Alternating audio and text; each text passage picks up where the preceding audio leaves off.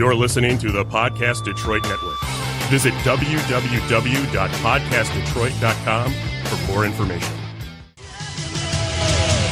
This is the IT in the D Show, episode 288. This week, we have an amazing guest lineup. Hillary Sawchuk is in studio. She is the producer and host of adrinkwith.com. If you're not familiar with her content, it is phenomenal, and she is fun. We met her at Startup Week, and this should be a great conversation. Also, post Hillary's interview, we got an interview with Craig Fahle. It was actually kind of fun. Formerly of WDET and now the host of his own podcast, The Craig Fahle Show. We met him at the Detroit, the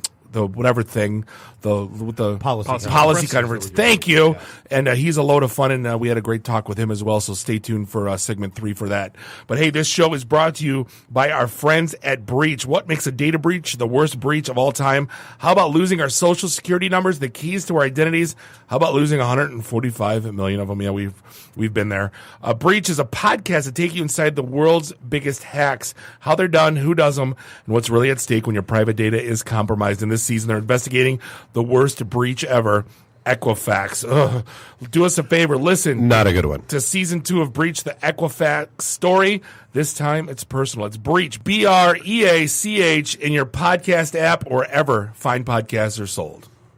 Dave, you may fire when ready. You're listening to the Podcast Detroit Network. Visit www.podcastdetroit.com for more information.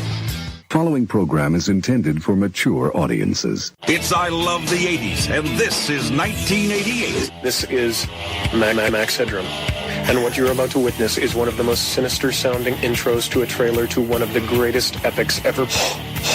This is Billy D. Williams. Bob and Dave and I are enjoying a Colt 45 right now, and remember, IT in the D, it works every time. You are drunk. And when you are drunk, you forget that I am in charge. Where do you guys think you are? The Library of Congress? Detroit?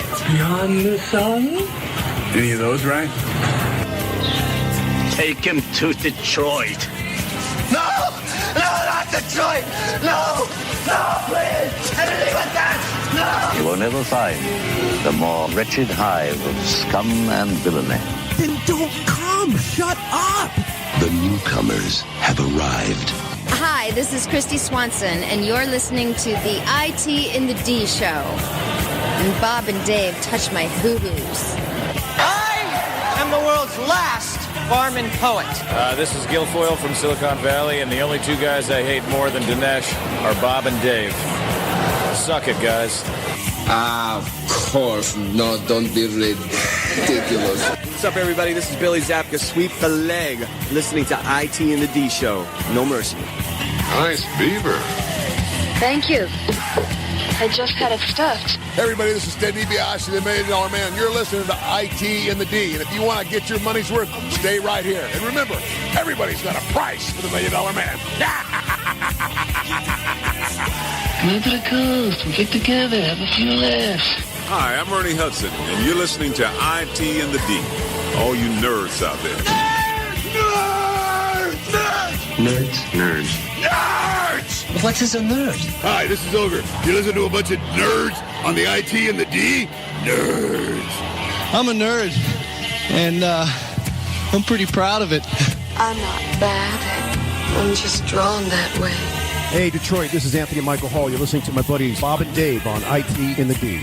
I have come here to chew bubblegum and kick ass. And I'm all out of bubblegum. Hey, what up? This is Jay Muse, and you're listening to the IT and D Show. Snooch to the news. Listen, Muse, Snoogans. One real. I sure am hungry. This is Scott Steiner, Big Pump. IT and the D Show is your hookup. Holler if you hear me. Beetlejuice. This is Robert Hayes, the Ted Stryker to my mother. When I'm not hanging out at the Magumbo bar, I'm listening to the IT and the D Show. It's worse than Detroit. From Detroit, this is IT and D Show. This is Tiny Lister Devo from the hit movie Friday. Keep your lights on, because I still got the bicycle. Now get that mic out my face. Stealing $15 million from Jimmy Serrano sounds foolish. Hey folks, this is WWE Hall of Famer Hacksaw Jim Duggan, and you're listening to the IT and the D Show. Tough guy. Ho! Hi, this is Kelly LeBrock from Weird Science. So, Bob and Dave, what would you little maniacs like to do first? His mama named Clete. I'm gonna call it Clete. The question isn't what are we going to do. The question is what aren't we going to do. Ludicrous speed! Sir, had you better buckle up? Buckle this! Ludicrous speed! Go!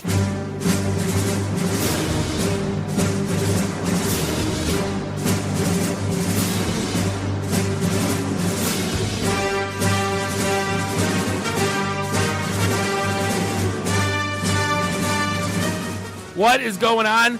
Daylight savings time can suck it, and you're listening to the IT and the D Show. This is episode 288. We are recording live here in Studio One in Podcast Detroit in beautiful Royal Oak, Michigan. This is Bob the Sales Guy. That is Dave the Geek. Randy, I do the Twitters, is in studio. Find us online, itandthed.com, and do us a favor. Give us a like on the socials and subscribe to us everywhere fine podcasts are sold. Hey, so we survived Fantasticon Toledo. Barely. We did. And no more cons over Daylight Savings Time weekend.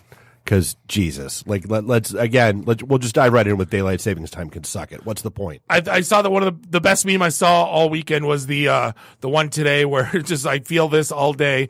Like, it's the Spaceballs, like, when will then be now? Like, what time is it? Yeah.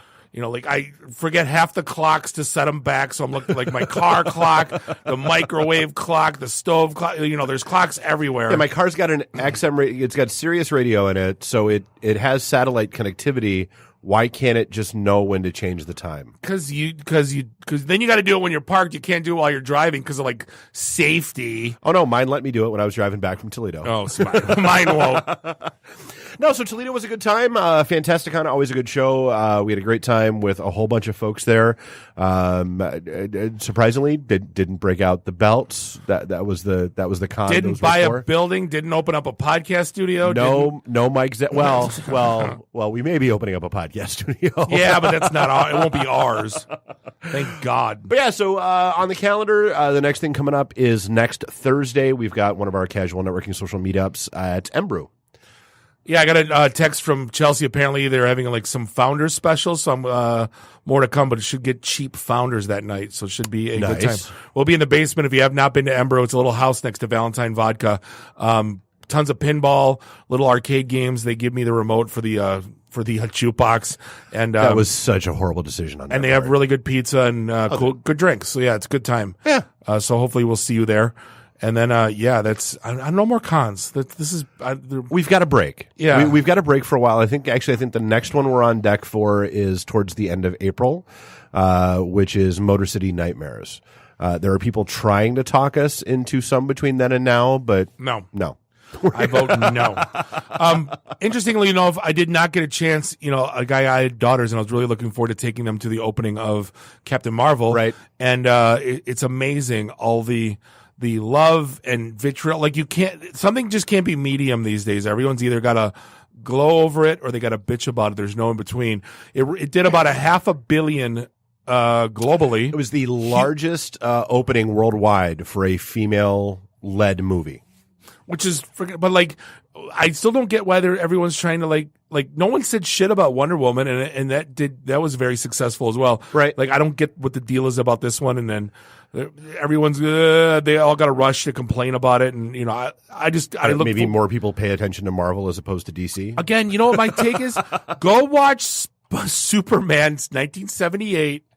Christopher Reeves, and then I know that's an iconic film, but then talk to me about the movies today, and you tell me the movies today suck. Like, yeah. I'm like, it's not even. It's like I said, I keep going back to when my nephew complained when like Guitar Hero Rocks the 80s came out. And he's like, oh, they didn't even do anything. Like, they didn't even change the graphics from Guitar Hero 2, and this is stupid. This is dumb. Video games are stupid. I'm like, okay, Skippy. Popped in Activision's greatest hits, and let's play some ice hockey on the old Atari system. Let's play some Pong, and then tell me how much your games suck today. Oh, by the way, let's sit down and watch War Games, and then tell me how much movies suck today. We need a black hat. Speaking of movies and all that, it's really interesting because we always joke about like the South Park joke, like hello, thank you for calling Netflix, you've been greenlit. There's pretty much every bad Adam Sandler, where it's kind of like where old actors go to die and they do movie deals. But Netflix also puts out some amazing stuff, and they got completely snubbed at the Oscars, not including Bright. Right, I'm still bitter about that one. Right, but Spielberg it's is like, Alien Nation with Will Smith and Dungeons and Dragons. Oh, it was the same. It was Alien Nation. It was still a fun watch. Still a great flick. Yeah. But like, there's been a push, and I guess Spielberg's getting the brunt of it because he was the biggest mouthpiece of the push against having Netflix films winning awards, which I don't Well, and there was a specific reason for it, because one of the movies that was nominated was a Netflix film that actually played the card that a lot of traditionally released movies play, which is they put themselves out in a limited engagement in certain theaters in certain cities, which is what a lot of movies do to get themselves Oscar ready when they're coming out through traditional distribution houses. He really has no room to bitch here. But they're talking about, because they're playing the same game that the other movies are. Well, in this article, they're talking about they're not playing by the same rules because they don't report gross. And it's like, is that really? Doesn't matter how much the movie makes. No, if does it's that a good movie? It should win an award. It's like Sundance Film Festival. Like, who cares how much it? If that was the case, you look at half the crap that makes all the money. Dude, speaking of which, I have been down the rabbit hole of documentaries on Netflix and Hulu recently. And I think I hit you with like a dozen. I watched the Flat World one last night. Dude, Beyond the Curve, how amazing was that? I had to fast forward through it because it got really bad. But like the last 30 seconds was like it was hilarious. Dude, I'm not going to lie. If you haven't watched it, I highly recommend you check out Beyond the Curve. It's a documentary about people who believe the earth is flat. But not just that guy, what an ego. I've never like... Are you what the guy's name? Michael Greenwald? I'm sorry, but who had the biggest ego, him or like the art guy who was the behind the scenes guy who wanted to be the father of Flat Earther? But they all want to be the. Are you the? Yeah. When he had like what the hell was his name? And I was like, what? Yeah, loved. And then they do the stupid love story with the one. Loved it. And then the Joan Jett one, Bad Reputation, is amazing. Like I said, dude, I learned so much. I always knew she was a badass. Had no idea she was that in deep with like a lot of the indie stuff and with the Ramones and everything. Dude, just do yourself a favor and just hit the documentaries tab on either Netflix or Hulu and deep dive. So, speaking of the Breach podcast, it's been a pretty phenomenal, if not scary week. Damn it, Wolverine! Yeah, so you have the Wolverine Solutions Group, which what do they do? I don't even. What do they do? They're an IT company. I knew. Yeah, I thought they were an IT, but why they have the records and social records? They do a lot of managed services and that kind of stuff. So they got hit and basically lost 600,000 records, including social security numbers. I'm trying to think of what else. Names, addresses, social numbers, literally of 600,000 people in the state of Michigan from all the major hospitals. I think Beaumont, Trinity Health. I'm trying to think if that was even the right ones. Not even hospitals, insurance providers. So Blue Cross Blue Shield, Meridian. Basically, if you have insurance in the state of Michigan, your data is now out in the wild. Right. Oh yeah. Date of birth, social, insurance contact information, medical information. The company says it does not believe personal information was extracted. Bullshit. Wrong. Yeah. So now it basically, they're sending out letters and they're offering you life hack or LifeLock. Great. Super. Thank you. Yeah. Always great to get that after you're the fact, amazing. Right. It's already out there. Right. Especially companies that don't even know. This is another one of those. If you're John Q. Public and you go to see Dr. Quackenbush and you get Wolverine, you don't know that this company even has your stuff. Humanity that we were talking with a couple of weeks ago, that was part of the issue is where in the ever living hell is all of your data going? Here's an example of a company we never heard of that has all your shit. Has all your medical data. Right. Yeah. And now it's in the hands of who knows what. And another one that hit could be worse. Yeah, I was gonna say, could be worse. You could be a government employee in Jackson County, Georgia. Right. Well, we just had this happen where, a friend of ours company, got hit and they only asked for what, like 30 grand in Bitcoin, which is what, 3 Bitcoins? I mean, 4 Bitcoins. I mean, 1,000 Bitcoins. I mean, 2 Bitcoins. Basically, they said, okay, screw it. And we're just going to go back 2 days and figure out, put the pieces together. The county got hit for 400 grand and they did what you're not supposed to do. They paid it off and they got the keys. And now they're going to have to pay another $1 million to go buy every security vendor on the planet. He's got them on speed dial all day long. And there's a whole bunch of people with pitchforks and torches on their steps going, you better buy all the bullshit now, and it'll get hacked again. Inevitably. Because you can't control it. The reason why our friend's company got hacked was somebody sent some spoofed email with some stupid PDF attachment, and they clicked it without paying attention. Right. And yeah. Well, that's the thing that sucks. I got an email today. Usually, like when you work for big companies, you get these emails going, hey, we're on this thing where you can save 20% on Amazon, or you can save 20% at Avis. And it was like a save 40% on your transportation stuff on like Uber and all that. And I hovered the URL and I go, that looks like shit. And I yelled over my cube like the good gopher I am and said, is anyone clicking on this email that I just got? They're like, no. Like, is that one of those stupid tests to see who clicked it? Yeah, I think so. But there's not, here, put it this way. If you're like just a data entry clerk and you know what I mean? Or you're just someone who doesn't know or doesn't pay. Yeah. Right. And especially if you're not doing security awareness training on the norm, that stuff's going to happen to you. But and speaking of, kind of in the same vein, one of the cool articles that got shot across this week was, is the Cisco CCIE worth it? And we talked about this weekend. We did. And the back in the day, you would go get your CCIE, which was coveted, and you would start off making 170 grand. And you were one of, on bigger companies, you were one of a couple people that pretty much would run the Cisco networks. Mm-hmm. Well, now, if fast forward to 2019, and people are using dirty broadband. They're not using fiber. They're putting in little Meraki SD-WAN for $300 SD-WAN boxes. And the network as we knew it has collapsed. And it's turned into a software-defined wide area. Like, cause here's the one, like it's all mobility now. Like you can be in at a Panera. Like people are working everywhere. They're not working in their office anymore. Mm-hmm. The need for that mesh network, that hardwired sit at your desk, those days are gone. They're history. So now, do you need that? You might need it in a data center. You might need it at a managed service provider or at like a hospital or like a Ford. But do you need it everywhere else? And the answer is unequivocally, it's no. No. So like, what the hell do you do? Like, if you're at that CCI, like we always tell people that Cisco cert, you can't go wrong. And I think there's still room for you somewhere. But I don't think, because again, managed service providers, that kind of place will still want you and need you. Sure. Absolutely. How many people can actually work for Cisco, right? Yeah. We found out, I'm looking, I went through LinkedIn. Oh my God. Like I've been gone for 2 years. There's nobody left. They're all gone. Not a huge surprise. It flipped everyone. I mean, I'm talking senior execs all the way, like they kept one, but I think more than half have moved on. Yeah. It's nuts. No, but I mean, kind of in the same vein with the whole hack thing. I mean, ICANN issued an alert that basically there are major DNS attacks coming out against. I mean, it started off with a couple of countries, but now it's even including the U.S. On the DNS level. Well, they're saying it's coming out of Iran. Yeah, Iran so far away. Sorry, I couldn't resist that awful. I would.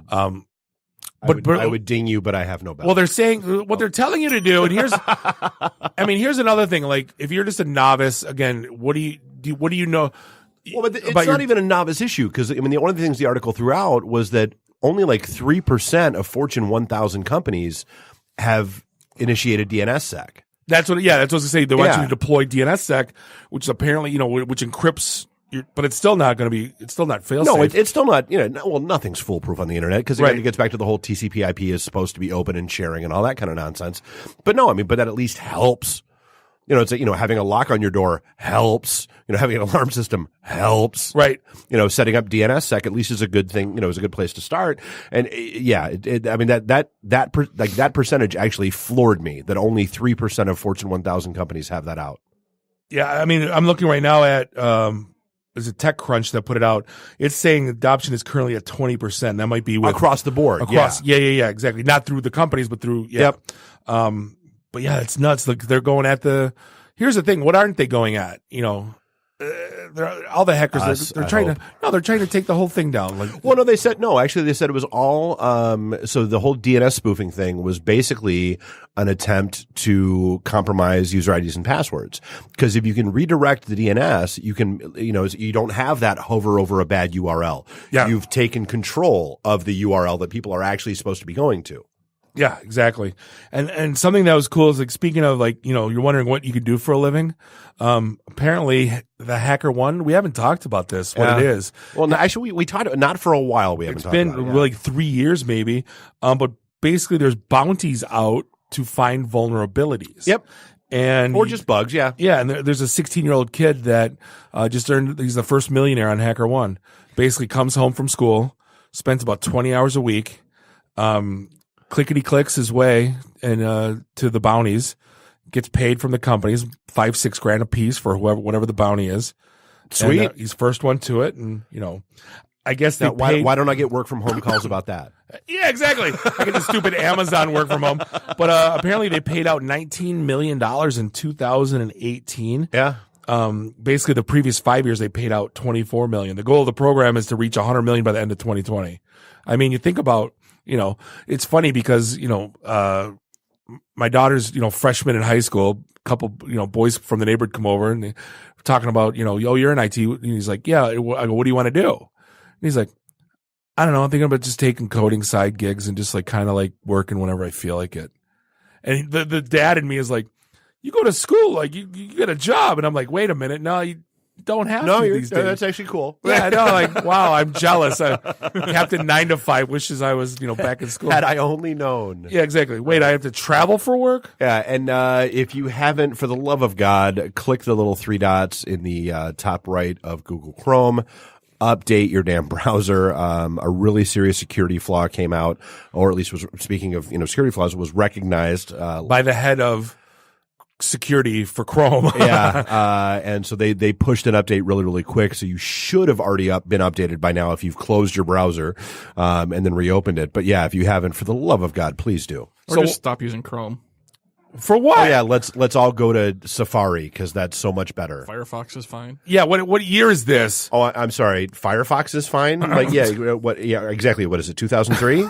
Have you used the new Firefox Quantum? No. Chrome these days is like the Internet Explorer of yesteryear. It's bloated. Get out of here. Vulnerabilities and. As of today, it was full of vulnerabilities. We just patched them. Yeah, all of them. Dave got his jaws on the table. Firefox is the worst. No, not anymore. Yeah. Okay, so I'll tell you what. Firefox trying to make a comeback and be the browser of choice is about the same as the X that screwed all of your friends and gave you a VD, and then 3 years later comes back and goes, "But I love you." Firefox was never bad. Firefox was horrible. Yeah, it was. No. It pooped the bed really bad. Oh my! I don't even have the time to go into how bad Firefox sucks. This is such a millennial argument. You damn kids! You don't even know how bad Firefox. Randy sucks. did redeem himself this week because one of my favorite articles that comes out every year is the Lost and Found bin at the Munich Oktoberfest. Right, and it's freaking glorious. People leaving teeth and legs and just you name it. Apparently Uber got in the game, and the top 10 most common. Obviously, you're gonna. Hey, happy to see though that Detroit was not on one of the top 10 forgetful cities. Right.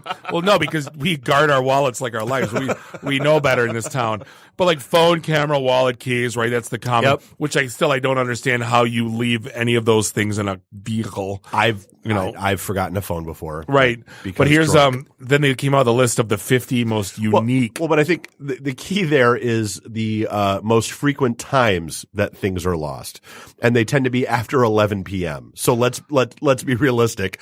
things get forgotten when you are drunk. We figured that out. But like of the most 50 unique, and I'm going to jump through them because I'm not going to read them all. An 8-week-old Chihuahua.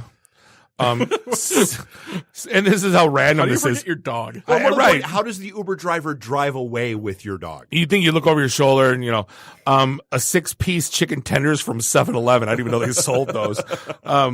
A black and white tuxedo for a small dog, probably the same person. A salmon head, a fish head, like the Billy Bass on the wall. No, I think it's like an actual head? fish head carcass. A Star Wars skateboard, a propane tank, and a tray of eggs. Not at the same time, but two different ones. That's so stupid. A breast pump with breast milk. 2 packs of Italian sausage and a Thanksgiving ham. As opposed to a Christmas ham. That was a shipped order that I had recently.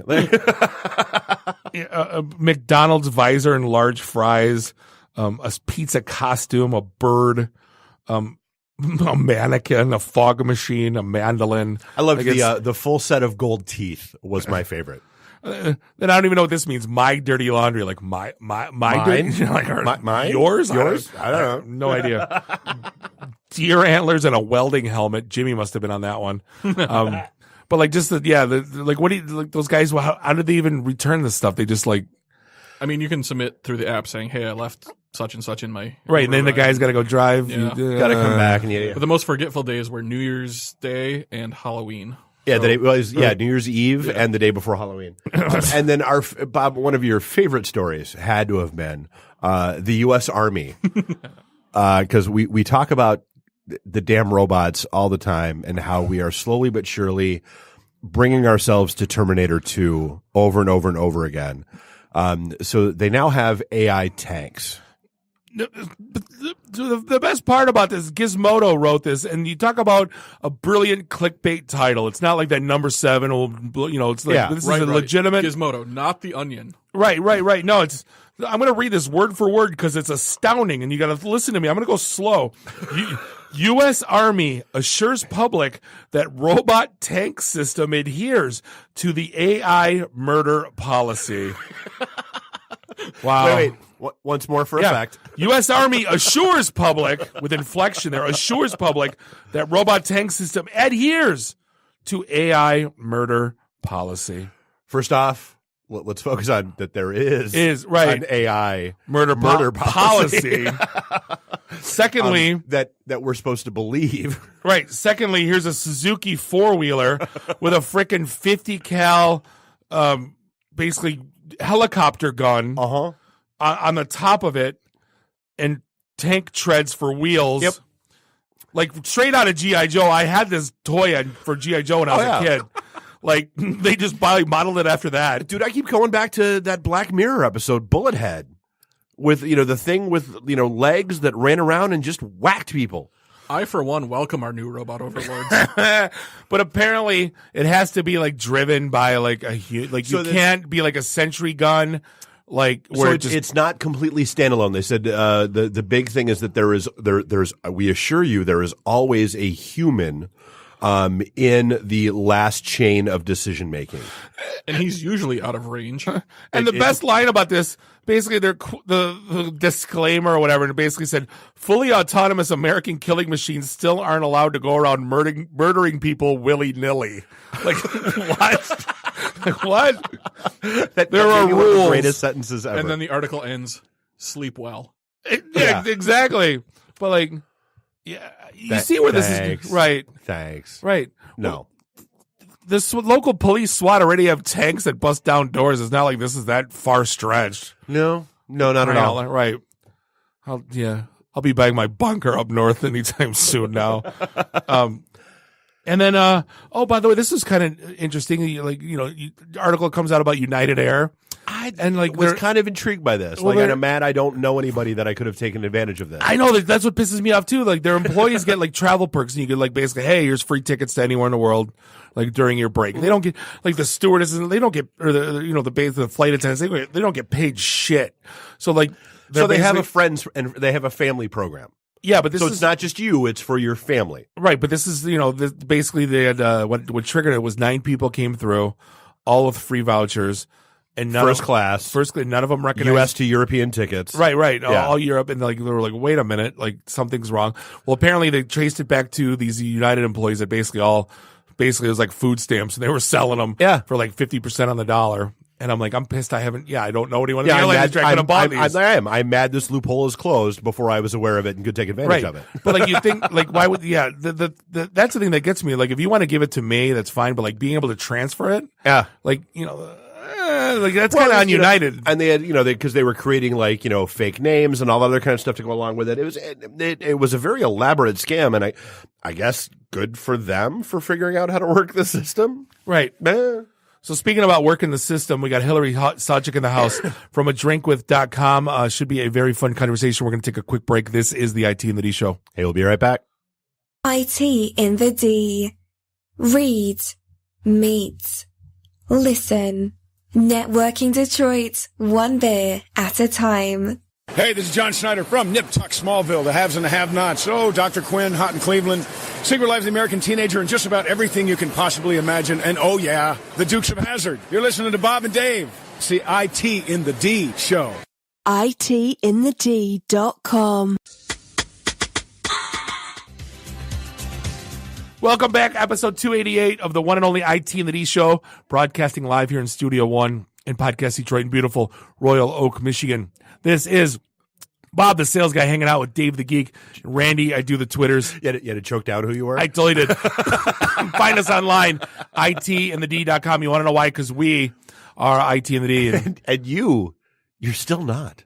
We love you. We are. We are actually we are 2 days away from the 6-year anniversary. 2 days? Yeah, 313.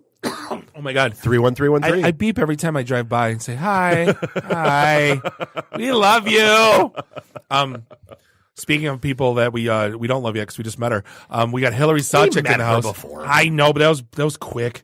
But you actually said you shot an email going, hey, remember me from Startup Week? I'm like, absolutely. I remember. And we said, why don't you come on the show Monday night? Now, apparently, we thought you were in Chicago, but you moved back to Detroit. Yeah. So, Hillary, how are you? Good. Thanks for having me, guys. Of course. So you do a thing called A Drink With, and we told the story, and I'm totally going to drop it because it made us jealous. We saw Dan Gilbert at a German restaurant down at the Ratskeller in Detroit. We sent him over a fifth of Johnny Black and 8 glasses with ice, and we thought we were all cool. And it got sent back. And it did get sent back because I went over and drank with everyone except him. And then like 2 weeks later, we see Hillary does an interview with Dan, and he's drinking, and I'm like, now you can drink. Like, can't drink at a restaurant when you got a shuttled bus, but you apparently can drink with her. Was it that soon? Was it 2 weeks after? Oh, it literally was. It literally was. I sent it around. I'm like, oh really? Like I don't drink my ass. Oh yeah, there was a lot of anger. It wasn't real anger. No, it was faux outrage. Bullshit. That is too funny. Yeah, I mean, we drank some scotch. The Glenlivet. Yeah. I thought it was going to be done 1942. Or great movie. Tequila or the scotch, and he went for the scotch. So how did you come up? This is I kind of dig the idea. It's very casual. It's our show. Right. But it's a little bit more pointed. Like we hide our drinks. But like, she's like, hey, screw it. I'm just drinking. But how'd you come up with this? I seriously love the concept. Well, I first have to say, like, this is, I don't know if it's nice to be on the other side of the, right. Like, have the tables turned on me, but it is like, it's kind less of nice. Pressure. Yeah, it is less pressure. But then I realized I'm going to have to I can't just sit back and listen. Yeah. Oh, damn. Now I have to talk about myself. Yeah.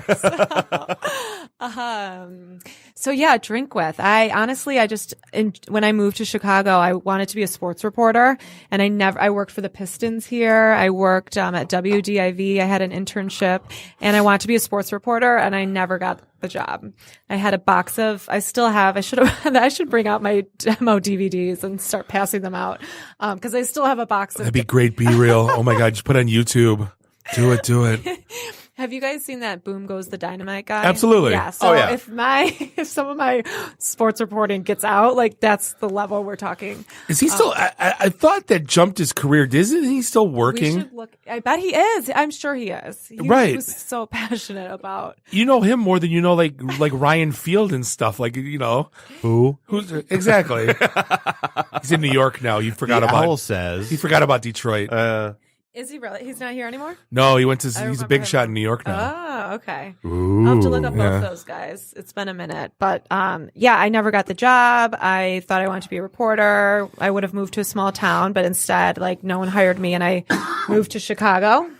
Big, fun big city. At this time, it was 2009. No one was moving downtown. Right. No one was moving to downtown Detroit. Oh no, not at all. Yeah, and great time to buy though if you knew. Oh my god. Yeah, right. So, I took a sales job just so I could just support myself there. Still was looking for that dream job.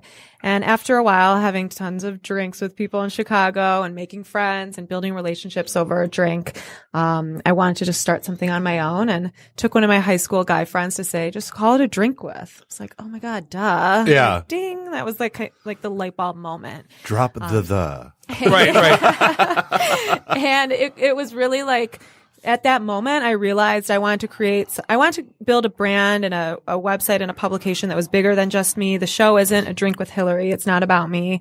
I want other people. I have someone down at Marley Sherwood down in Nashville drinking with people. So it's about like what happens over a drink, and whether it's a coffee or a beer, people open up, relax, like they're just more comfortable. You can have just open, honest, and real conversations, which I think is just missing in media today. Well, that was when we started IT in the D. Our tagline was networking Detroit one beer at a time. And long story short, we did a Pink Slip Party series where we did job fairs, but we did them in bars and nightclubs with a DJ, with a beer in our hand, with no ties and no resumes. And the feedback we got was absolutely amazing, because you got to meet people for who they are. Right. You're not getting that, well, I've been 10 years as a, this and that. You got the real person. Yeah. And it came down to this, like, being wildly successful just because the guard came down. Right. And I mean, the conversations I was having in the locker rooms and on the sidelines, and even just like with most reporting, it was all about getting that one soundbite. And I just wasn't having meaningful conversations. I was not building relationships. You think about the sideline reporters for Sports Zone. Let's break this down for a minute. There isn't anyone that's ever said anything meaningful on a sideline report on any game in the history. Coach, you're down by 8 points. What are you going to do? Well, I think we're going to step it up on D and score more points. Back to you, Jim. Yeah. Like, or I can't believe reporters still ask, how does it feel? Like, obviously it feels really great to win. You just got your ass beat. How do you feel? Yeah, I can't. I'm still waiting we were going to win the game until Jesus made me drop the ball. Boo. Everyone thanks God when they win. Nobody blames them when they lose. Yeah, right? It was just, it was so, and even I watched today, like on the red carpet, and of course you're excited if you're nominated for an Oscar. Yeah. Like, I just was craving, just questions that people couldn't ask in those media outlets. Right. And even to this day, like, which I think I tend to over prepare a bit, because I just want to read everything that's out there about my interview guest and not ask. So the exact opposite of us. Well, that's why what you guys are doing is cool, because sometimes I need to like just chill out and just have a regular conversation. Right. Because I was so like gung-ho about not asking a question that's ever been asked before. And I like to hear, like, everyone's asked Richard Branson like his best business advice. And people want to know about Dan, mortgages. Yeah.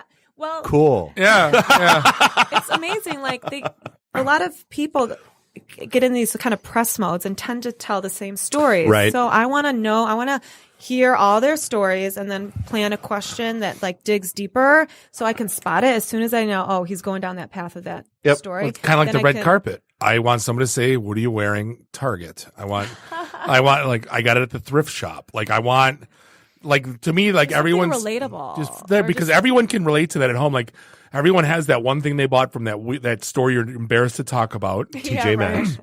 Oh yeah, I got it at TJ Maxx. I got it at a BOGO coupon. Like why not? You know, right? There's got to be like something part of your day or look that is going to humanize you to the general public. But if you're like an upcoming, like here's some advice for you upcoming stars and starlets. If someone asks you that, you'll be on every BuzzFeed. You'll be on everything tomorrow morning if you just said something that people can relate to. Yeah. No one can relate to. I've got this $2 million diamond necklace on. Nobody cares. No. Nobody cares. Well, It's the same people year kind after year. of do. That's They do, but not the same way. Right. Is. Oh yeah. I got this $10, charm bracelet at, off Amazon. Right.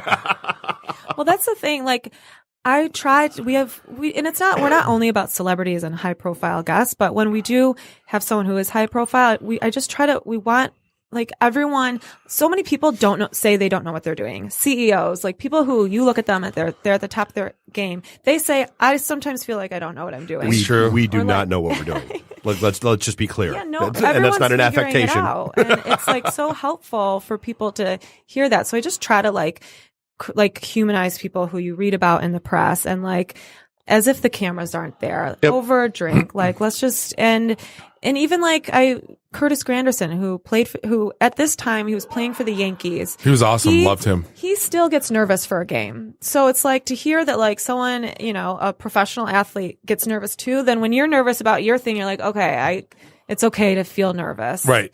So that's what. Well, that was one of the best advice I got. I think I was like 23, 24, and I was just starting my IT sales career. I went to a German executive dinner. I figured, hey, I'll bond. I know a couple people. Friend of the family was there who's a huge executive. And at least I can go up to him and then he'll introduce me. And I freaked out and I called the guy I was working for and he goes, they put on their pants just like you do and they eat the same food, drink the same beer. Yeah. Just go up to your guy that you know and, right. Went out, and then I had the most amazing night and it built like this great network of people I still talk to. Yeah. I mean, and I even like this as I try to build this website and this brand and hearing about people, I'm always like, tell me about that time like you wanted to give up and you didn't. And right around the corner, like this happened or, it sounds cliche, all the failures lead to successes, but truly like the conversations that we have on a drink with just keep me going. So if anything, like no matter like how many people listen or whatever, like these conversations are just like motivating me to just to keep going.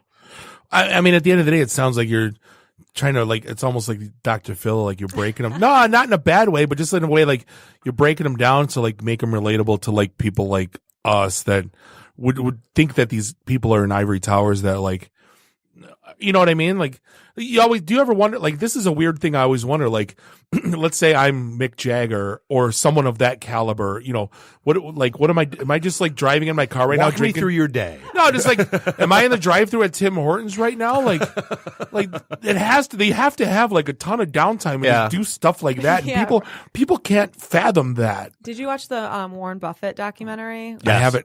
Oh, He goes through McDonald's drive-through every day and pays in like exact change. Yep. Yeah.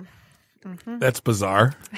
Well, no, but I mean, that's the point. It's like everybody has those relatable moments. So what question do you guys always like to ask people? Like or is it just... We don't. The only standard question we have is at Comic Cons, and it's for cosplayers with overly elaborate costumes, and that's how do you poop? True story. No, honest to God, one of the like we made it a point a very long time ago is to not to know our guests but not prepare. Yeah. Because I want like the most fun conversation we ever had was the voice of Lion-O from Thundercats, Larry Kenny. And he started dropping. He was the voice of my childhood, and he's the voice of today. So he's like the Skittles, taste the rainbow.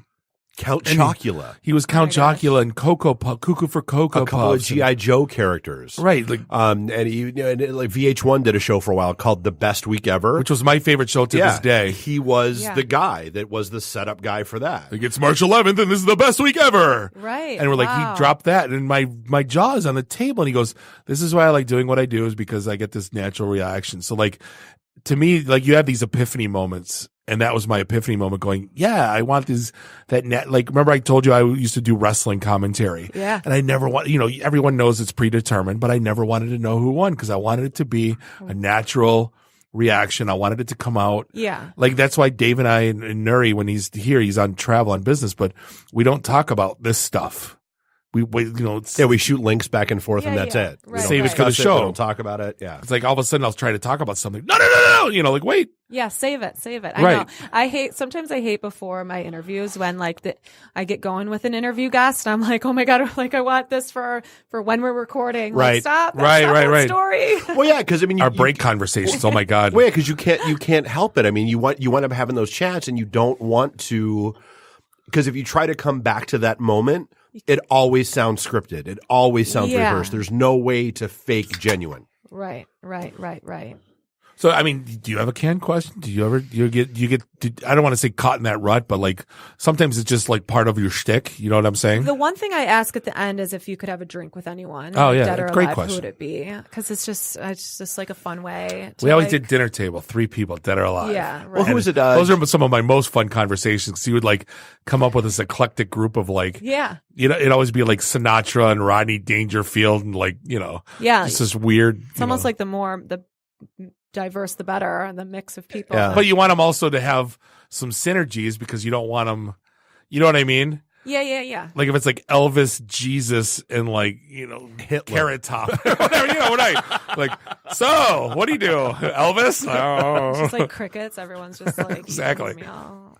But like, you don't want them to be like, then if it was like Dangerfield and George Carlin and like Richard Pryor, you couldn't say 2 words because he's, you just put a mic in the middle of the table and let it go. Exactly, just go. Well, no, but it's like, so like James Lipton, famously had, those same questions that he asked every guest that came on. Right. What's your favorite sound? What's your least favorite sound? What's your favorite curse word? That kind of stuff. I mean, there's something to be said for that. I mean, but it's one of those, it did come off scripted sometimes. But see, we have, we have some of the most diverse guests on our show, from CEOs of IT companies to podcasters to everyone in pro wrestlers, people right. doing Comic Cons, and you know what I mean. Like, so like we want it to be just this, just like a generic conversation. Yeah, no, but like the one thing I liked about what yours was too, it was it matched with the kind of our ideals. When we say 1 beer at a time. We don't make you drink beer when you come to our event. Like, we're not shoving a funnel down your throat. We can have a coffee with you, right? If we want to, like, it's not. We don't have to drink scotch on the rocks. Right. I mean, we will. Right. I always, for like 7 years, drank whatever our interview guest wanted. It was just kind of like a bonding thing, and like I'm not too picky, so whatever they wanted, like I would drink it. And I for a while. Like I go through phases. For a while, I had a lot of musicians who just wanted tea. I'm like, oh my God, this is so boring. Will someone have a cocktail? And then like bourbon and like whiskey, like there was like a trend with that in Chicago for a while. Right. And I'm like, oh my gosh, I cannot drink any more bourbon or whiskey. You mean that went away? If I have one more old fashioned. Yeah. And like people sometimes like think they're going to get drunk with me. And which is like, I'm honored you think that I'd be like such a great time that you want to get drunk with me. A drink with. Yeah. But I sometimes. What do you think you are on the IT and the D show? In the early days when like I just had a recorder and like a photographer taking like candid shots of the conversation, they would all I had a full-time job, so they would happen on the weekends and after work. And then we'd turn the recorder off and have another, because it was a lot of like friends and friends of friends that like turn the recorder off. Yeah. Off the record. No, it's not on. Yeah. Ignore that red light. I probably wouldn't be here today if I pulled any of that. So do any of your guests drink weird drinks? The weirdest thing I got was just a vodka on the rocks, which that's not weird. Isn't that weird? Yeah. But also not that common. I was not in the mood for it. It was on the Sunday of Lollapalooza, and I had already had a long weekend, and the interview was at 10:30 in the morning, and I I took a baby sip, and it took a lot for me to could this not just be a Bloody Mary? That'd be great. Right? Well, that was the thing. We got caught up in this it's only happened maybe a handful of times. 288 episodes. We've had 400 plus guests. where we're like, do you ever see like I go to conferences in Vegas all the time for work, and there's those 3 guys that are away from their wives, and like it's almost like they're allowed to drink, so like they can't stop drinking. Yeah. And it just gets way out of hand. And you don't want to tell them no because they're your guest, and you want to eat that extra piece of pizza, go ahead, you're my guest.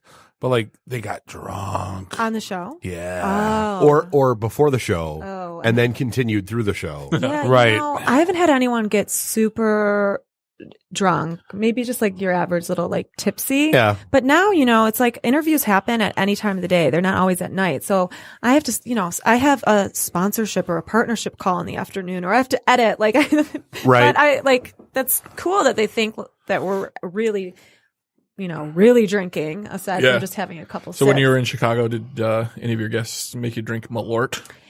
Surprisingly, no. I just drank that on my own because when I moved there, it was like the thing to do. It was disgusting. What is it? I don't even know what. It's an Erdl disgusting beverage. Like worse than Jaeger? Oh yeah. Oh. Worse than Mezcal? Yes. Oh God. Yes. Really? Yes. Worse than Dr. McGillicuddy's peppermint schnapps? Oh my God, not physically possible. I made that. Do you ever see like the posters of the Jaeger face? And it's that old man like just like scrunched up. I made that face for like half an hour after someone gave us a shot of the Dr. McGillicuddy's peppermint schnapps. Oh. Like, that bad? It was a good touch, bad touch moment. Like, so like we had some friends in town for a con, Mike and Ming from AMC's Comic Book Men, and we did Hamtramck for 2 nights straight. And when we went to Smalls, the bartender was amazing. Whiskey in a jar. Was it whiskey? Oh no, it was whiskey in the jar. Sorry. August. The guy that's the city clerk for Hamtramck. And a bartender on Saturday nights. And the bartender at Whiskey in the Jar, just kept walking around from behind the bar, with a bottle and shot glasses. And like the 4th time he did that, it was Dr. McGillicuddy's peppermint schnapps. And I thought we were all going to die. Oh my God. It was like Steve. No, you know what it was? It was, hurry up and drink it before it spoils. It was like Mr. Steve's place. Oh, it's like, here's the one with dust on it. You boys want a schnapps. Right. Yeah, no, we were happy with the Anjanuvka, but that was. Well, I'm into. So you guys are drinking this. What's it? Baron Jaeger. Okay. Is this every show? Is this yes? ritual? Yes. Okay. Yeah. Every It's Monday. Honey. It's for bourbon. medicinal purposes. Yeah. It's bourbon and honey. You'll notice Bob stopped coughing. Yeah, no, it works. It works. No, it really is. Like I don't care how rough your throat is or like what kind of cough you have. You take a shot of that, you're good for at least an hour. The one time that's our story. We're sticking to it. Hey, you don't have to even explain it anymore. I get it. It makes sense to me. I almost feel like if we're worthy enough to do a home and home with you, and we do a drink with, we have to do it at like either like Oktoberfest, like in Lederhosen, and like at a bar. No, we have to do it at Keller. Smalls or at Smalls.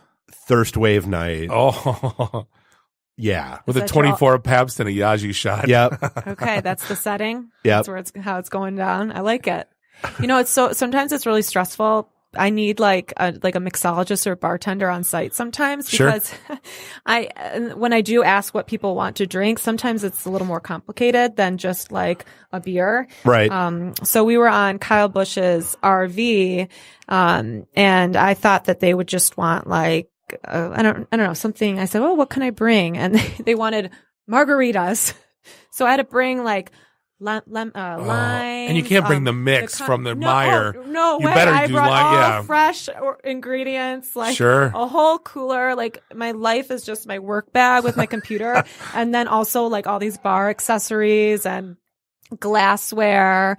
But, as I'm supposed to be kind of like mentally getting right for the conversation and the interview. Like, oh crap, also not only have to do that, I have to make these drinks right. Yes, yeah. I'm nervous about how my margarita is going to taste for them because even though I have the show at Drink With, I'm not like Miss, like I can't even tell you what's in an old fashioned. Like I don't pay attention to like making the drinks. Sure. I just do the drinking and the talking. For future reference, we have a plethora of amazing bartenders at our disposal. Okay. So just for like, future reference. It adds an element of stress when I have to make the cocktail.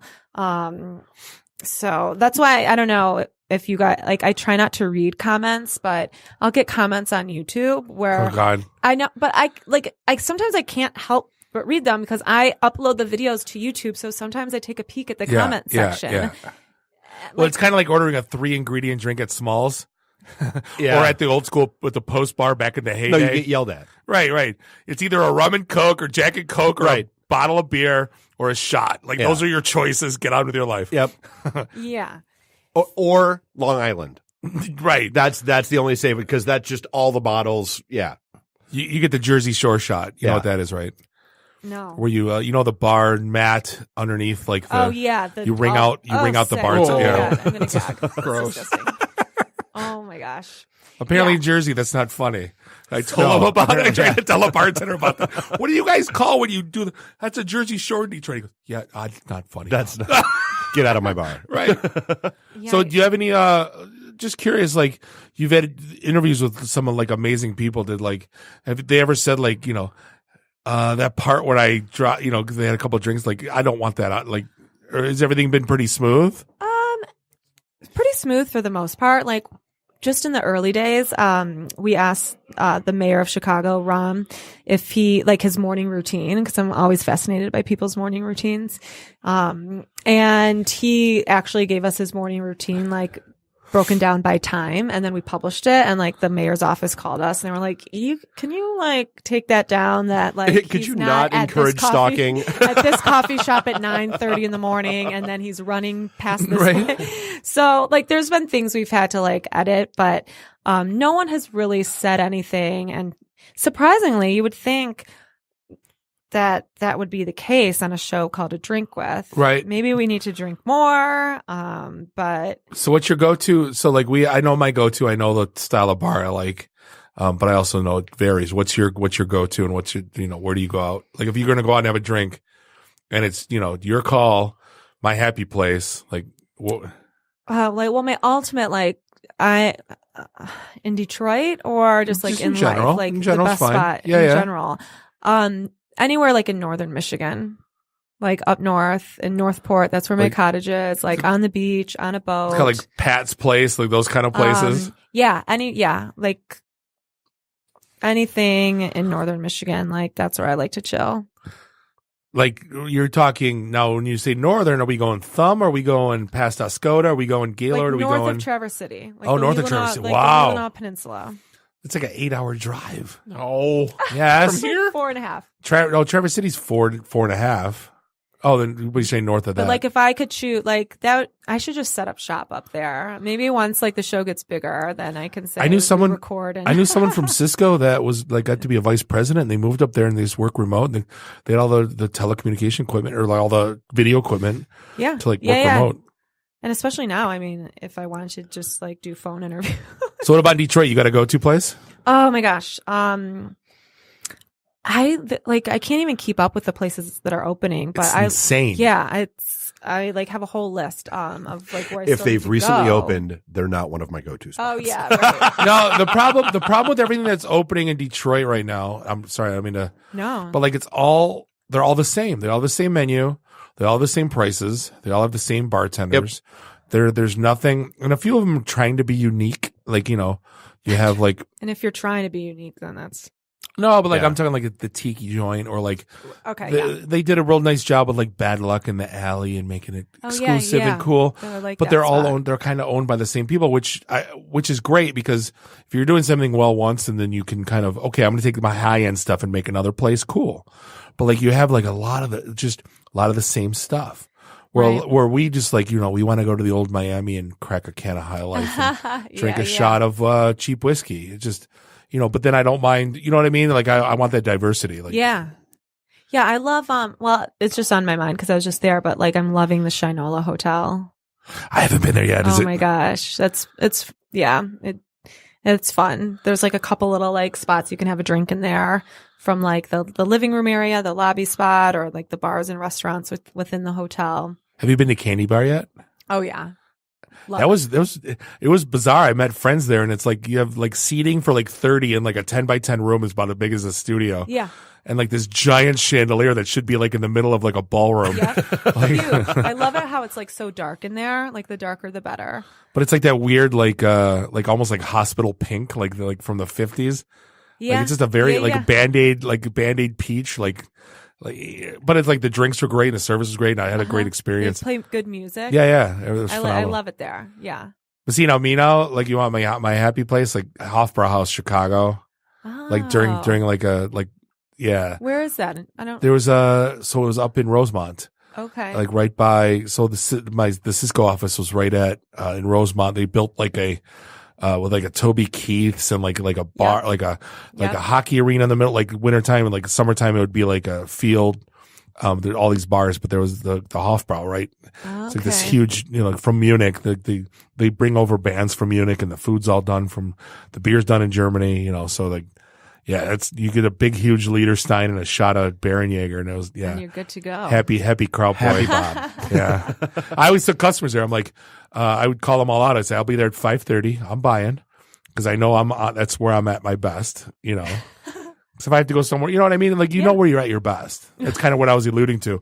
Like, if you say, like, the fancy foo-foo bars, that's where I'm at my best. You know what I mean? That's where you want to bring people. At your best. Yeah. Yeah, totally. But like, I grew up at the Post Bar. You're too young to know what the Post Bar was. It was across the street from the Joe. And it was a hallway, and you got to write on the walls, and the bathrooms didn't have doors. And it was basically beer or a shot or get out of my life. 3 deep at the bar, and there was a line around the building, and like half the wings would bartend after the games. Yeah, and, fun. It was just one of those, I'm done with this beer bottle. I'm going to slam it on the floor and break it, and then I'm going to get a new one. Yeah. There's, do it again, and then you don't remember being there, and you lost your wallet. And, it's one of the, I'm going to go to the bathroom. I'll see you in 20 minutes, right? Because the line's so long. And yeah. So earlier you mentioned somebody else doing a drink with someplace else. Like, so I guess what's the goal with the brand? What are you trying to do? Yeah. So, I'm, officially here in Detroit now, and I kind of always say this, but like, we're making Detroit home, like our home base, and it. Thank you, by the way. No, because like you were talking about going to LA and stuff, and you're enticed by Chicago. Like, Detroit's, there's a cool factor here. Thank you. Like, yeah. I thought I had to go to LA to be like in the entertainment capital of the world to like produce and do a show, and I came here and I re-fell in love with the city as I like started to like meet all these creatives and people in the startup and tech community and make all these new friends. But it honestly, like a year ago, it really clicked where I realized that no matter who we're talking to, no matter who we're drinking with, everyone has these stories of grit and perseverance. Yep. And they've fallen and gotten back up, and they were told you can't, and they did it anyways. And that's the story of Detroit. So that's why we're in Detroit, is because no matter who we're talking to, these are the stories we tell. It's the story of Detroit. And Detroit's going to be our home base. So we're going to produce a international show from here. And because we can, because you don't need to be in LA. You don't need to be in New York. True. You could do it. The system I had in Chicago, I can do it here. There's interesting, cool people, inspirational people here already. And then we have high profile guests coming through the city that no one is talking to them. The startup community is getting pretty sexy these days. Yeah. It's like, knock on wood, but the people like we have to interview, it's like, it's truly endless. And it's not just, going to be appealing to Detroiters. Really, no matter where you're from, you're going to like connect and like find inspiration from like these types of conversations. Yeah, like you did an interview with the StockX founder. Yeah. That's amazing. That's like anyone around the world would find that interesting. Sure. And the cool thing about this town is everybody's a little humble in this town. I don't like, you can't have that, the LA ego in this town. If you try to push that out, you'll get smacked in the knees as quick as you can open your mouth. Like, that's another cool, like the conversations with people here. Again, we get that authenticity that it's hard to find. Yeah, people are nice. People will lend a helping hand, give you 15 minutes of their time. Like, even in Chicago, just the Midwest, like, people would say yes. And, it's one of those things. I feel like the stars just aligned. If you would have told me that this was not part of my plan, but this is like the part that's like that feels like the most right in anything I've done. And like, we all have our own businesses or just even like projects or just work that we're like all excited and happy about. But like, everyone in the city wants to help like make the city as great as it can be. And like, that gets me so excited because I'm excited. I've been excited about building the A Drink With brand, but now to be a part of this community here just like takes it to the next level. What I've seen, I grew up here, and what I've seen, and I went to Wayne State when I was growing up, and what I've seen that's going on downtown now, it's absolutely, it's about time. I'm so happy to see like what Cass Corridor looks like right now. It looks like Rochester Hills, for crying out loud. It's, and I don't mean that in a bad way. There's still the authenticity and the grit and the individual, like no chains and stuff like that. But like you have a choice now. You can do the high end, you could do the low end, you can do everything in between. You go to Nancy Whiskey and then go to Republic, and they're like 2 blocks away. You know what I mean? Right. And that's the one thing I love about Detroit that you can't find in other, Chicago, you can walk around and stuff and everything's kind of right there, but it's all high end. And like we're here, you can get that grit, Yeah. And it just, the people here are just like, everyone I've met, like, I've just we're all made ambassadors. so many, and friends too. Yeah. And I like that. It's like a big city, but it has a small town feel. Like, it's incredible. So we're here. We are here. So who's next? But we do have other contributors in other markets. That it's all gonna, the goal is to have people having conversations, everywhere, and have I would love to get athletes drinking with each other, and a musician with his favorite athlete or whatever, just, all about, and I just had, I had to start it. I'll keep doing. I want to have a drink with Oprah in Detroit. I'll do that interview, but, it's not about, about just me. I was going to ask you who's on your wish list. You dropped Oprah. Oprah for sure. I have just Detroit on my mind. Like, obviously, I would love to sit down with Big Sean. I think everything he's doing in the city and with his foundation and all of his motivational, he's inspirational. So he's kind of on my target list. What a coincidence. I think we have a hookup there. Do we? T-Money. Oh, that's right. Yeah. I don't know. I feel like obviously I want to have a drink with Eminem, but I feel like it would be I don't know how that conversation would go. You should do do you ever see on Weird Al used to do LTV, and he would take interviews and then splice in his own questions to their answers that were already done. Oh my God. You have to look up the Eminem one. It's hysterical. Oh my God, I will. He would just take the random answers and just ask a dumb question and he splice it all together. Oh my God, that's hilarious. Yeah. He was the only one that I could ever do that properly. He did Ozzy Osbourne and all. Oh my God. I like the challenge of trying to connect with someone. Because you guys, I can have a conversation with a politician or an entrepreneur or an artist. So sometimes I feel I know just a little about a lot, and sometimes that's good and sometimes it's, not good. But, I enjoy the not the chase, but trying to connect with someone that, I like that. And it doesn't always happen. And I try not to take it personally, but sure. I think I'm going to be friends with everyone. Right. And I want to be friends with everyone. But sometimes, especially if it's a celebrity and they're on a press tour and it's back-to-back interviews, right, they're just in press mode and they might not get what we're trying to do. And if I don't get that personal connection, then it bums me out because sure. that's the whole point of this. But the second, so my book's coming out, and exactly. Yeah. And the second I feel I forget that the cameras are there and that we're in a really I feel in the moment in the conversation, then I'm oh my God, yes, we did it. Even if it's just 5 minutes worth of the interview, right? That is just what I'm craving. So we can find you online at Hillary Sawchuk, 2 L's. Yep. And or drinkwith.com. Drinkwith.com, and then Instagram, a drink with. Your stuff is phenomenal. I seriously wish you the best of luck being here back in Detroit. Thanks for having. I'm looking forward to our drink. Anything we can do to help you out, don't hesitate to keep us on the network. Thanks. Awesome. We're going to take a break, and we're going to be back with Craig Fahle, formerly from WDET and now the host of the Craig Fahle Show in podcast format. This is the IT and the D Show, and we'll be right back. Welcome back. Thank you for hanging out with us. This is a special one-off interview here at the IT and the D Show. We are broadcasting live on the floor. On a very special IT. On a very special Detroit Policy Conference here at the beautiful Motor City Casino. This is Bob the Sales Guy hanging out with Dave the Geek.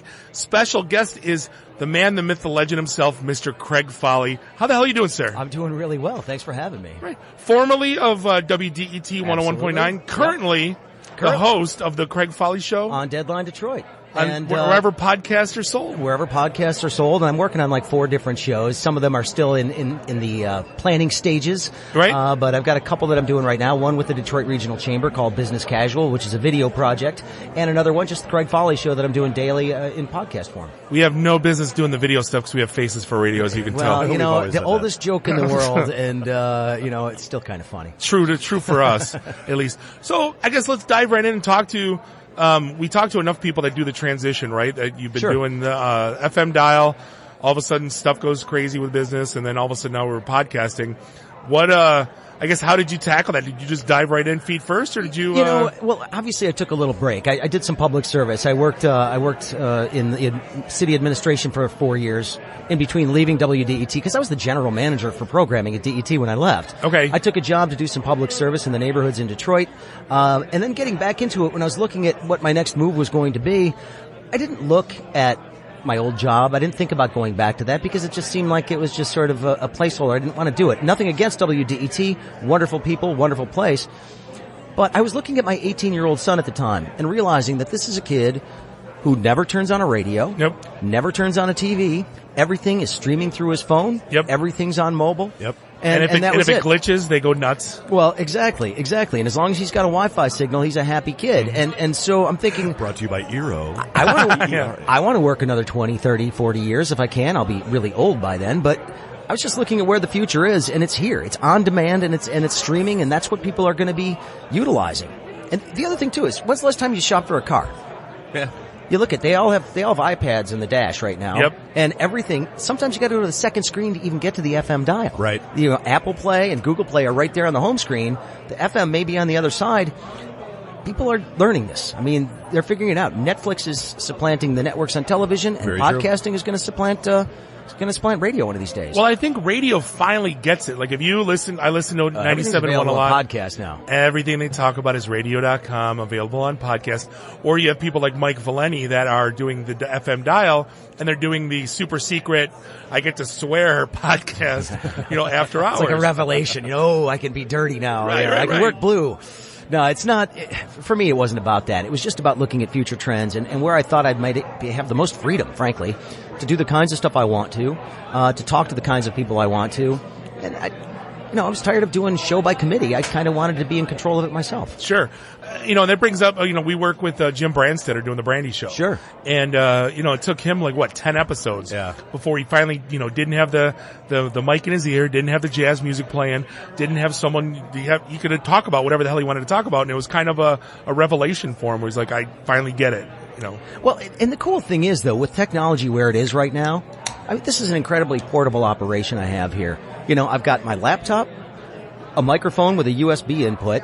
I've got a little screen I can put behind me to get rid of some of the background noise if I need to, and to keep out the the sirens and stuff that are happening in the alley behind my building. Right. And I could produce everything right there and mix it and make it sound as good as any radio program, and just put it out there. And the important thing is too I'm making a show that's the length that people can actually listen to the whole thing. If you get too long, I was doing a 2-hour show every day. But now I'm just like, look, here's a half an hour, a couple of important subjects. Yep. I can do some commentary, do an interview, toss it in there, and everybody can listen to it on their way home. That's what I'm looking for. Sure. Now, are you still, obviously being in a, WDET, being in an NPR type format, are you still the same that you are now as you were then? Or are you? Well, I mean, you follow where I'm going with that, right? I do. Has a very specific sound. Now, you guys listen to my show. Did I ever sound like that? Did I ever sound like I was doing Pete Schwetty's balls or anything like that? No, I did not. I always approached public broadcasting as being different. Yes, you can still be intelligent, but God damn it, be entertaining. Excuse my language. Yeah. Be entertaining. Try to actually sound like you enjoy what you're doing for a living. Not everything has to be calm. You don't always have to be. When something's outrageous, act like it's outrageous. And there's nothing wrong with that. We always get asked, hey, how should I be? And I'm like, You be you. Yourself. Because here's the thing, I can't tell you how to act. Here's me, the big loud German drunk guy drinking beer on the air and talking about old stories. That is fun though. But then you have NPR that are very calm and cool, and people listen to both. So who am I to say what's right and what's wrong? I don't think I think the beautiful thing about podcasting is there's no wrong answer. Well, exactly. And that's one of the things I tried to do when I was at WDET was get people to loosen up a little bit, because there is another NPR station in the market, WUOM, and they take a much more conservative approach to everything that they do. Right. And DET, I said, look, if you want to stand out, you've got this great NPR station in Ann Arbor that will eat your lunch all day long if you don't do something to make yourself more Detroit, more authentic, and loosen up a little bit. Let people get to know who you are as people. So your morning host doesn't have to just come in and say, it's going to be 32 degrees and cloudy today. Let me know that you're ticked off that the Red Wings blew a game 8-1 the other night. Sure. Say something about that and say the Wings looked like garbage. They did. You can say that. You're allowed to do that. Hit yet another pothole this morning. Yeah. Well, identify with your audience, how they're feeling. Not everything has to be so stiff. Oh no, I think honestly that's like probably that's why podcasting is great. Yeah, I think the two best compliments that we've gotten over the years. One was you guys aren't really all that informative, but damn, you're entertaining. And then the other was a little bit of both is the goal, right? Well, yeah. And the other one was when I listen to your show, it's like being on a bar stool between the two of you. And that's fantastic. See, now I have to do that, so I'm by myself. Yeah. So I have to make it like, that one dude that sits next to you at the bar that annoys the crap out of you. I've got to not be that guy. So how do you not, doing it by yourself, that to me, I almost, like, we almost need each other, because Dave had to do a couple shows without me, and he's like, dude, I was lost. No. Like, obviously you're an old pro, so this is second hand to you. It's like 20-something years of experience doing radio broadcasts, but, you just got to be confident in what you're talking about. Do a little bit of research before you get on there and start spouting off on something, and do your best not to sound like a moron. And that's where we go wrong. And if you can pull that off, people will listen to you. And I also encourage them to tell me when I screw up. Hey, you think I'm out? You think I'm out of my mind with this opinion? Tell me why. Tell me I suck. Send me an email. And I encourage that kind of participation every day. When we talked Spider-Man, I got absolutely destroyed that I didn't know the suits from the history of the comic book, and I apologized. And I'm like, look, Spider-Man, you know what I know of Spider-Man? The last couple of movies and the Channel 20 cartoon that was on when we were kids. Yeah. It's Spider-Man, Friendly Neighborhood Spider-Man. Yeah. That's what I knew. And people do get very upset about that kind of stuff, though. And what they don't understand is we don't mean to be dense about these things. Maybe we just aren't as big a geek as you are when it comes to Spider-Man. Indeed. I'm a big geek about certain things. Star Trek, I'm all about that. I won't hold that against you. But, I might not know as much about Spider-Man, so don't be insulted if I don't know that certain suits have dark blue or royal blue. That's how it was. It was bad. Like, I didn't know the Stark suits existed. You didn't know the Stark suits are pretty cool. Stark, right, but I just thought it was like, anyway. In Spider-Verse 4. So, the Marvel Universe is interesting. Well, you guys are obviously talking about, technology. Right. So, I'm sorry, the Stark suit is real, right? That technology exists. Oh, yeah. Well, that's why I love Black Mirror. I have yet to see that show. Oh, that is such a great... See, now I'm in trouble. It's maybe 6 months from now. As you're watching that series, you're like, oh, I see that happening. Oh, I see that happening. Oh, I see that happening. Especially with everything going on in China. If you litter on the street in China, by the time you get home, there's a ticket waiting for you. Sweet. Did you know about that? That's good. They have social points now? That's a thing? I have heard about that. Yeah, we were just talking about it, a month ago maybe? We're like, if you do something bad, they're paying now for get more social points. They have to donate, and then they get plus karma. Great. Now life is freemium. Life is Reddit. Yeah. Does that mean you get to have a second kid someday if you get enough points, or what? I don't know. You gotta hide them somewhere. I'm sorry. I don't know if the one-child policy is still in place officially in China or not, but who knows? It's an interesting society. Did do our research on that one before the show. So, for people that haven't listened to your show, they've probably been living under a rock. But what are you talking about? Anything around Detroit, or? Yeah, I try to focus locally as much as I can. But look, with Donald Trump in the office, there's so much stuff to talk about on a national level as well, and people want to hear about that. They're dying to know what I think about Donald Trump and like Michael Cohen yesterday, or what's going on with North Korea. So once a week or so, I'll try to dive into the national politics, but I've really been focusing a lot on what's happening in Lansing, because this is one thing that everybody needs to understand. We're all so focused on the shiny object in Washington that is Donald Trump and his I don't know what you'd call it. His adventures. Antics. Exactly. Antics. There you go. His wacky hijinks. But the thing is, people the things that affect their daily life come locally, yeah. That's the stuff that happens in Lansing. You want to know what you're going to be paying at the pump in terms of gas tax to fix the damn roads. Yep. You want to know what's going on with your property taxes. You want to know what's going on with your schools and the funding there. All that stuff emanates out of Lansing, and nobody pays attention. You've got news organizations that are pulling reporters out of that beat all the time. In fact, when's the last... Case in point. Can I make a quick case on this? Please. So I'm watching a story on one of the local TV channels a couple of years ago, and they have some B-roll in the background of the state legislature talking about a big piece of legislation. I can't remember exactly what it was, but I'm looking at the B-roll, and there's a guy sitting in the front row in the state Senate who's been dead for the last 15 years. I'm like, so they just pulled out B-roll from 1993, back when I was covering the Capitol. I'm like, that's Jackie Vaughn. He's been dead for a long time. Oh my God. I'm like, they couldn't even bother to send a camera up there to get some B-roll. And they don't have reporters that are up there anymore. Nobody understands the policy or the lawmakers because of term limits. I'm trying to get people to pay a lot more attention to what's happening in Lansing because that's where people are impacted. It would help.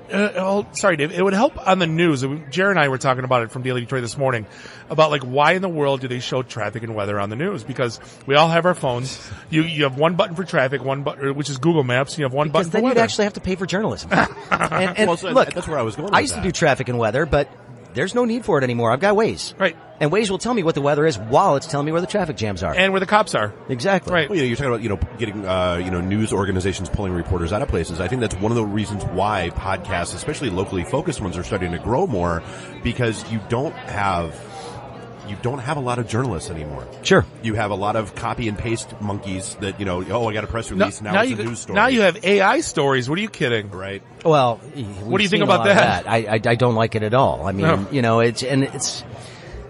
And the problem that we're seeing is that people, because of the advances in technology, because of the rise in bots and social media and people getting their news from social media, you are getting a situation where people are not as well able to figure out what's real and what's not, or make informed decisions on what's real and what's not. They'll just pass it along because this is outrageous. I better share this right now. And I'm like, wait a minute. It's Oh, what was it? Was it 70%? The study that came out that said 70% of people don't read anything past the headline before deciding to share it or not. Exactly. And so I get lectured all the time when I'm posting my podcast every day about SEO, search engine optimization. You got to make sure that you're hitting the right buttons and the tags are right and all that sort of stuff.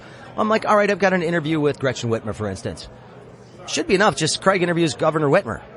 But no, it's got to be like Whitmer says something, and it's got to be something that's clickbaity, and I can't stand it. It's the real world that we live in.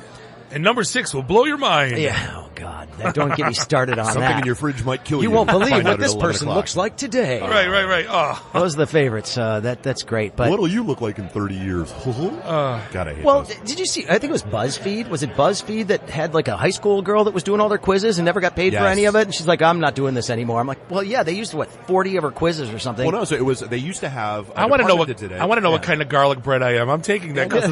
So they had a department that did it, but then they opened it up for user submissions, and they got so many from this one girl in particular. They were like, okay, well, we can lay off our staff, or have them go do other stuff, and that's Well, it was funny. We were talking this morning with my daughter. It's Minds of a Child, right? And she happened to mention something. She was with a friend, and she happened to mention something about the Momo thing. Yeah. Oh, yeah. And she goes, oh, my God, things are so much worse today. And I go, no. It's that you're using social media more. 2 years ago, you were 10. You barely touched your phone. Now you're buried in it. Yep. And I go, if I was going to tell you violent crime was half of what it was in the 80s, you'd probably tell me I'm crazy. But it is. Yeah. But you think it's worse. Here's something people need to remember, too. Humans have been horrible to each other for all time. From the dawn of time. From the dawn of time. So this is not a new thing. We've found new and creative ways to kill each other. Right. But the fact is, people are still people. It isn't any worse or better. There's just ways to spread information a lot faster than there used to be. And that makes my job and your job a little bit harder because you guys could be talking about a subject that somebody read about in Wired a couple of weeks ago and like, I don't need to deal with this and that. Yeah. Well, that's what we've told you. I still blame CNN because, once you decided there had to be. Thanks, James Earl Jones. Once someone decided there had to be a 24-hour news cycle, well, now you got to fill it. Yeah. Anchorman 2 did it brilliantly. Like basically just destroying 24-hour cycle. Yeah, well, and the problem is now is that we're able to self-select what kind of news we want to watch. Right. So, MSNBC, Fox, I force myself to watch Fox News for at least 20 minutes in the morning, just so I'm making sure that I'm watching something else. And then I can flip over to MSNBC, which I know is going to be the exact opposite. And CNN thinks they're in the middle, but they just stink. Yeah. And there is nothing. Walter Cronkite doesn't exist anymore. It's all op-ed. It's all op-ed. Well, at night it is. Yeah. I mean, during the day, the news shows are pretty much news shows on most of those channels, and there are some decent people on all those channels. But for the most part, the evenings are a waste of time, and it's just basically getting your own opinion parroted back to you. And I have a problem with that. I encourage people who don't like what I have to say to listen and do all this kind of stuff because, look, maybe they'll teach me something. I don't know. What was the old Stern stat? People that liked him listened for a half hour. People that hated him listened for 2 hours. Yeah, totally.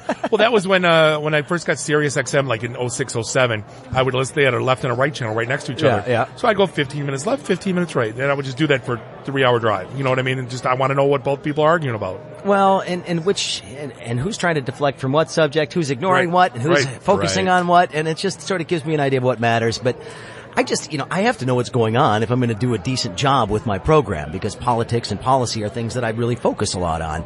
And, but it is getting so much more difficult and so much more annoying to watch, to the point where I'm getting fed up. And if I'm fed up, then just imagine what the rest of the audience is. Yeah. But, I'm sick of people walking around angry because of what they watched on the news that day, whether it's watching Fox all day and being angry about this or watching MSNBC and being angry about that.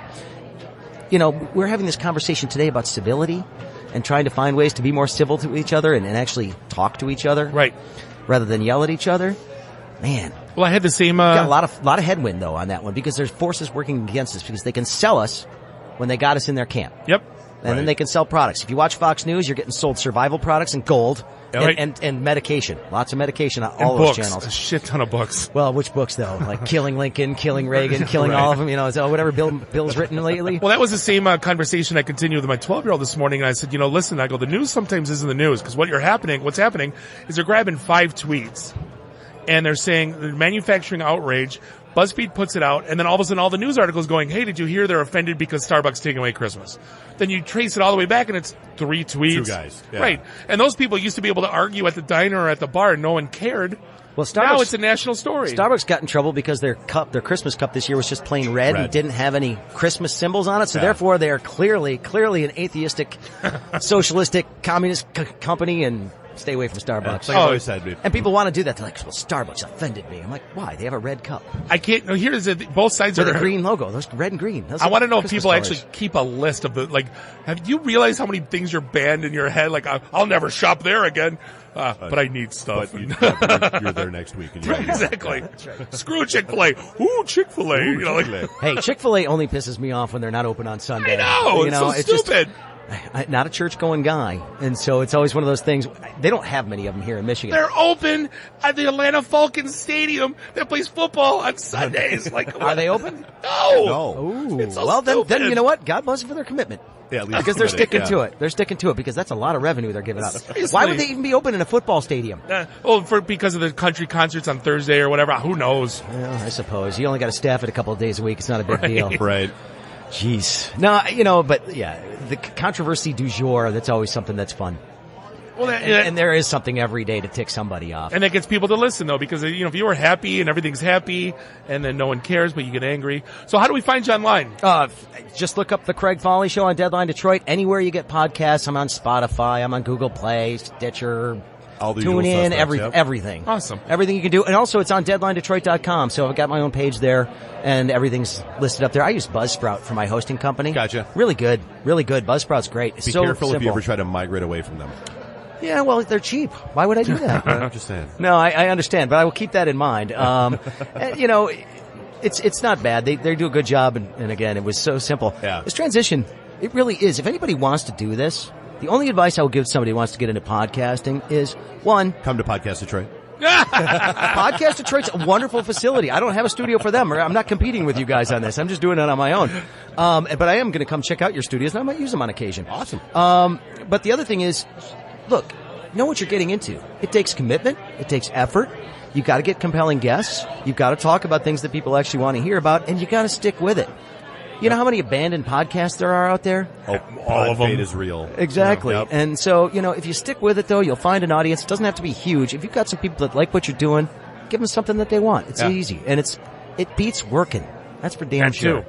Well, we always call it golfing. You know what I mean? It's like you can suck, you can be great, but at the end of the day, just keep golfing. So I agree with that one. Craig, appreciate the time spent Absolutely. with us. Bob, thanks. Really nice Appreciate having it. you here. Good time with you, man. Dave? We're going to wrap things up here for the IT and the D show, and we'll be right back. All right, that's going to wrap things up here for this episode 288 of the IT and the D show. I'd like to thank Hillary Sawchuk, Craig Fahle for hanging out with us. Sincerely appreciate the time and the insight. Also want to thank the Breach Podcast. Thank you for keeping the lights on. On behalf of Bob, Dave, Nuri, and Randy, do us all a favor. Drink up your drinks. Get your phone numbers. You don't got to go home. You just got to get the hell out of here. See you next week. Drive careful. Beat it. The emergency destruct system is now activated. Conan, what is best in life? To crush your enemies, see them driven before you, and to hear the lamentation of their women. Long live Flash. You've saved your Earth. Have a nice day. I have come here to chew bubblegum and kick ass. And I'm all out of bubblegum. Nice shooting, son. What's your name? Murphy. Make the run. The run. Game over, man. It's game over. It's over, Johnny. It's over. Nothing is over. Nothing. You just don't turn it off. I can't say no, and I don't really want to, so. Well, especially with the back doors open. Yo! Hold up! Time out! Time out! Y'all take a chill. You need to cool that shit out. And that's the double truth. Rude. Bob loves it in the can. I hope this was as much fun for you as it was for me. That's why I like it in the can. Joe, own the truth.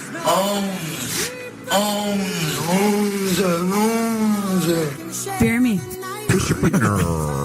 My job is to make sure this program is morally upright and cultural and wholesome. Shut up, Mimsy. Shut up, Mimsy. Shut up, Mimsy. Why would, Buick put their cars next to, the Bentleys? Why? That's not marketing. The alphabet.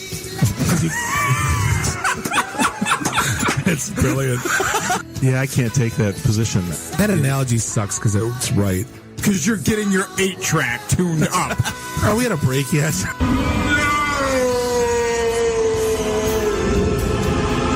Yeah, so now I'm just doing stupid stuff to make me laugh. Venture capital is not the end game. When are we going to talk about me? Jane, you ignorant slut. It's my show. I can say what I want.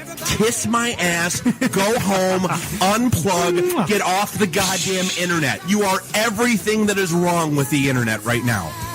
You're so white right now. I'm the whitest guy in the room. Just explain it to me. I love this city. I was banging on the wang. Really? Should we talk about the tag team? Should I keep going or should I stop? Can I just say, it's been great being on a show that talks about Mickey Rooney dying for 20 seconds and then poop for 10 minutes.